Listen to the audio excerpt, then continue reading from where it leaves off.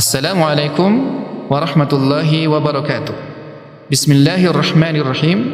Alhamdulillah wassalatu wassalamu ala Rasulillah wa ala alihi wa ashabihi wa man tabi'ahum bi ihsanin ila yaumiddin. Amma ba'du. Ikhwas sekalian yang semoga senantiasa diberkahi oleh Allah Subhanahu wa taala. Kita lanjutkan kembali kisah tentang perjuangan Rasulullah sallallahu alaihi wasallam.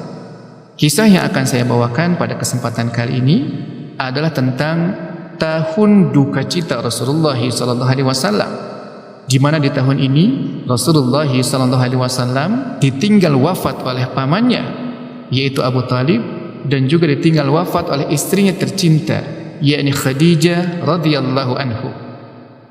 Abu Talib mulai sering mengalami sakit, semakin lama semakin berat. Akhirnya beliau meninggal pada bulan Rajab tahun 10 kenabian setelah 6 bulan dari peristiwa pemboikotan. Dalam riwayat yang sahih disebutkan bahwa ketika Abu Talib sekarat, Rasulullah SAW datang menghampirinya. Saat itu ada Abu Jahal di sisinya. Rasulullah SAW berkata, "Wahai pamanku, ucapkanlah la ilaha illallah.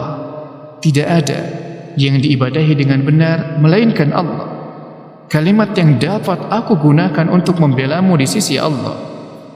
Abu Jahal dan Abdullah bin Abi Umayyah berkata, "Wahai Abu Talib, apakah engkau membenci agama Abdul Muttalib?" Berulang-ulang mereka katakan itu, hingga akhir ucapan Abu Talib adalah, "Saya tetap berada di dalam agama Abdul Muttalib." Mendengar itu, Rasulullah SAW bersabda, "Aku akan memintakan ampunan untukmu selagi aku tidak dilarang dalam hal itu." Lalu turunlah ayat, yakni surat At-Taubah ayat 113. Allah Subhanahu wa taala berfirman, "Ma kana lin-nabiyyi wal-ladzina amanu ay yastaghfiru lil musyrikin walau kanu uli qurba min ba'di ma tabayyana lahum annahum ashabul jahim." Tiadalah sepatutnya bagi Nabi dan orang-orang yang beriman memintakan ampunan kepada Allah bagi orang-orang musyrik, walaupun orang-orang musyrik itu adalah kaum kerabatnya. Sesudah jelas bagi mereka bahwasannya orang-orang musyrik itu adalah penghuni neraka jahanam.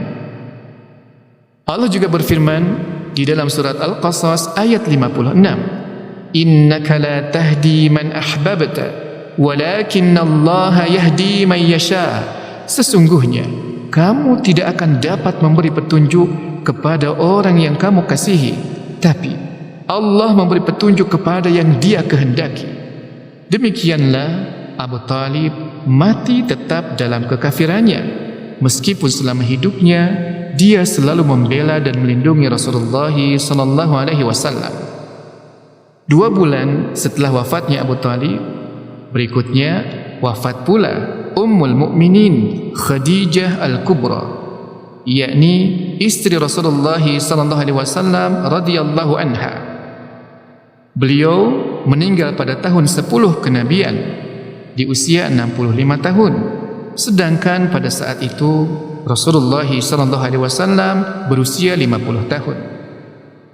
Khadijah adalah istri yang selalu mendampingi Rasulullah SAW di masa-masa terberat awal dakwah beliau.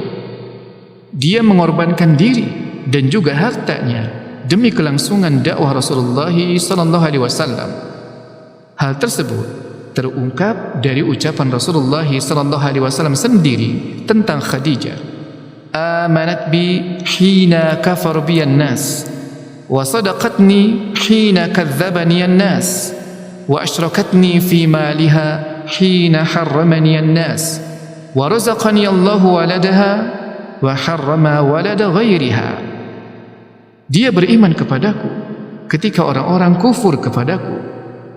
Dia membenarkanku ketika orang-orang mendustakanku.